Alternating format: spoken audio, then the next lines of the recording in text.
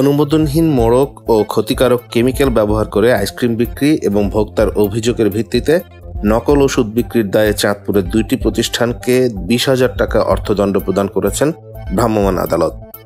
বৃহস্পতিবার দুপুরের শহরের বিপণীবাগ ও শহীদ মুক্তিযোদ্ধা সড়কে এই ভ্রাম্যমাণ আদালত পরিচালনা করেন জাতীয় ভোক্তা অধিকার সংরক্ষণ অধিদপ্তর চাঁদপুর জেলার উপপরিচালক আব্দুল্লাহ আল ইমরান। এ সময় ভোক্তা অধিকার সংরক্ষণ আইনে অনুমোদনহীন মোড়ক ও ক্ষতিকারক কেমিক্যাল ব্যবহার করে আইসক্রিম বিক্রির দায়ে জনতা আইসক্রিম ফ্যাক্টরিকে 10,000 টাকা ও ভোক্তার অভিযোগের ভিত্তিতে অভিযান পরিচালনা করে অনুমোদনহীন নকল ওষুধ বিক্রির দায়ে মুসলিম ফার্মেসিকে 10,000 টাকা অর্থদণ্ড প্রদান করা হয়। Consumer association of Bangladesh cab Chandpur জেলা শাখার দপ্তর সম্পাদক মোহাম্মদ বিপ্লব সরকার সহ জেলা পুলিশের চৌকস দল অভিযানে অংশগ্রহণ করেন।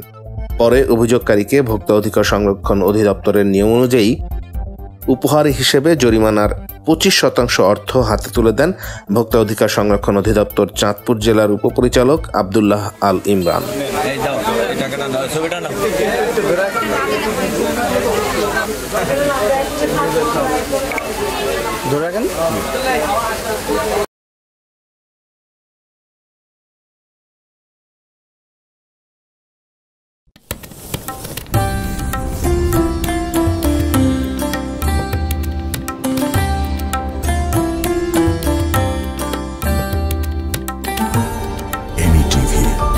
স্বাধীন বাংলার স্বাধীন কণ্ঠ।